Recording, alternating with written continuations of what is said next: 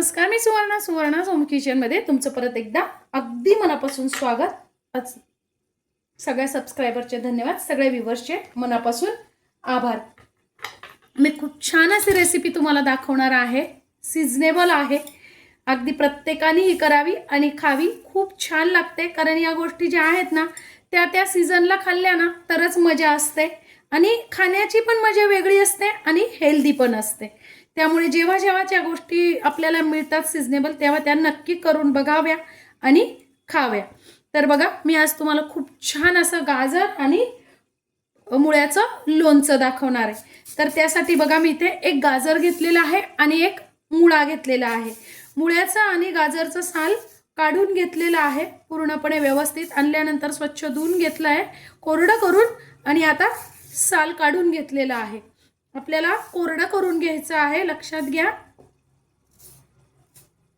आणि आपल्याला लागणार आहे अर्ध लिंबू. तुमच्याकडे जर लिंबू नसेल तर तुम्ही आपलं विनेगर वापरलं तरी चालेल, किंवा मग थोडीशी याची आमचूर पावडर येते ना अर्धा चमचा, ती वापरली तरीही चालेल. या कमी तिखट अशा मिरच्या आहेत, या मी घेतलेल्या आहेत 7-8.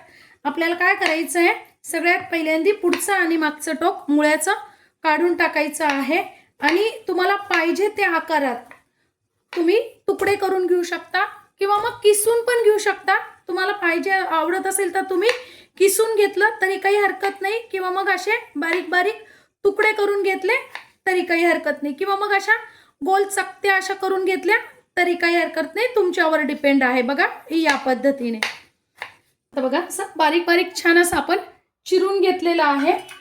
आता काय करायचं, आपल्याला एका पातेल्यात किंवा अशा मोठ्या भांड्यात काढून घ्यायचे की जेणेकरून आपल्याला ते व्यवस्थित हलवता येईल.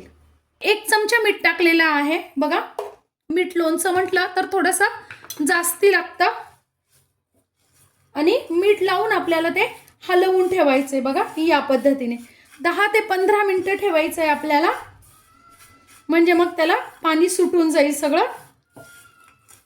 झाकून ठेवायचं आहे आपल्याला 10 ते 15 मिनिटासाठी. मी घेतलेले आहेत जिरे घेतलेले आहे 1 चमचा, धने 2 चमचे घेतलेले आहेत, मोहरी 1 चमचा घेतलेली आहे, मेथ्या अर्धा ते पाऊण चमचा घेतलेला आहे, बडीशोप 2 चमचे घेतलेली आहे, 2 तेजपान घेतलेले आहेत, 2 ते 3 तेजपान घेतलेले आहेत. त्यानंतर इथे मी घेतले 4-5 वेलदोडे, 3 ते 4 लवंगा, अर्धा इंच दालचिनीचा तुकडा आणि 4-5 मिरे. हे एवढेच मसाले आपल्याला घ्यायचे आहेत.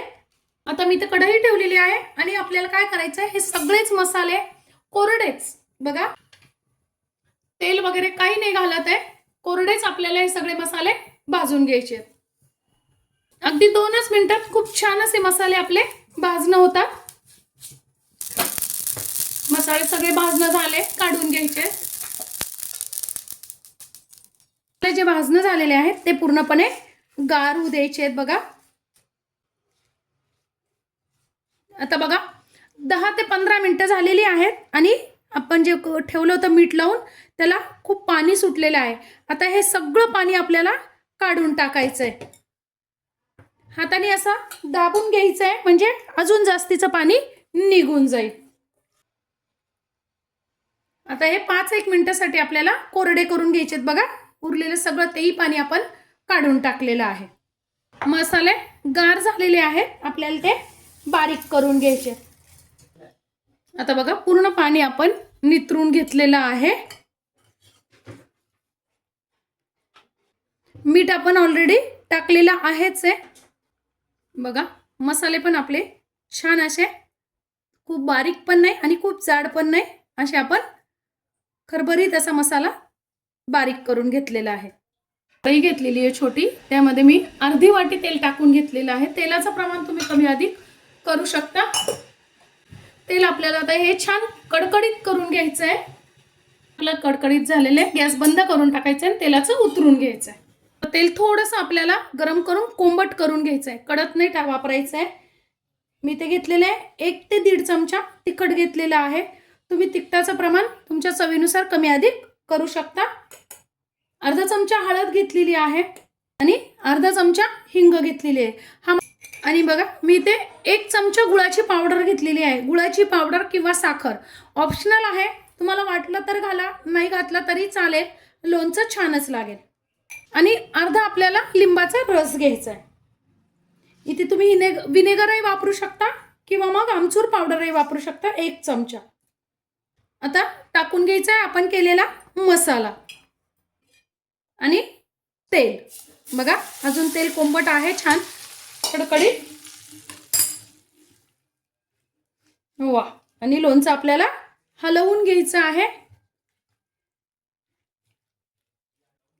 बघा किती छान असा इन्स्टंट लोणचं आपलं तयार झालेलं आहे. हे लोणचं खायला खूप छान लागतं. फ्रीजमध्ये जर ठेवलं तर महिनाभर हे लोणचं आपलं राहतं. मस्त असं लोणचं आपलं तयार आहे. कलर पण खूप सुंदर आलेला आहे, वास पण खूप सुंदर येतोय. आजची माझी व्हिडिओ ही रेसिपी कशी वाटली कमेंट्समध्ये नक्की सांगा. चॅनलवर नवीन असाल तर चॅनलला लाईक, सबस्क्राईब आणि शेअर करा. धन्यवाद.